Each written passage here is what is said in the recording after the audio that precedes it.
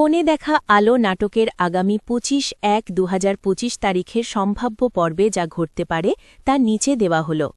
ঠাম্মার কড়া নির্দেশে কৃষ্ণ অনিচ্ছা সত্ত্বেও বনলতাকে ফিরিয়ে আনতে তার বাপের বাড়ি যাওয়ার প্রস্তুতি নেবে।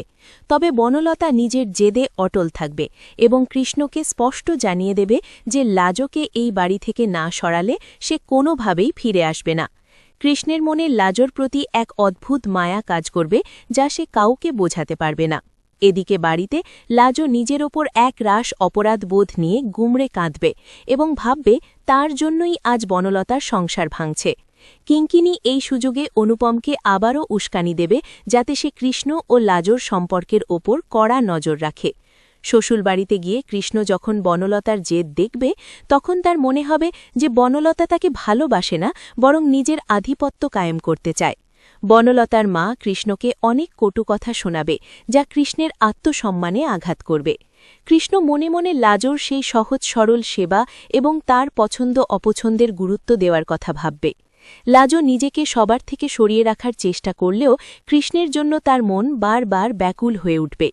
কৃষ্ণ শেষ পর্যন্ত বনলতাকে বাড়ি ফেরার জন্য অনুরোধ করবে, কিন্তু মনে মনে সে লাজোর অভাব অনুভব করবে। বনলতা ফিরে আসার শর্ত হিসেবে বাড়িতে তার পছন্দের পরিবেশ বজায় রাখার দাবি করবে। বাড়িতে ফিরে বনলতা আবারও লাজোকে কথা শুনিয়ে অপমান করবে এবং তাকে কৃষ্ণের ছায়া থেকেও দূরে থাকার নির্দেশ দেবে। এই ঘটনাকে কেন্দ্র করে কৃষ্ণ আর বনলতার মধ্যে ঝগড়া চরম পর্যায়ে পৌঁছাবে। লাজো বুঝতে পারবে যে সে এই বাড়িতে থাকলে অশান্তি কমবে না, তাই সে হয়তো বাড়ি ছাড়ার সিদ্ধান্ত নেওয়ার কথা ভাববে।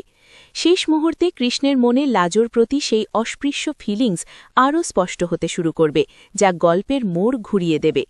কৃষ্ণ ও বনলতার এই শীতল যুদ্ধের মাঝে লাজো এক অসহায় চরিত্রে পরিণত হবে।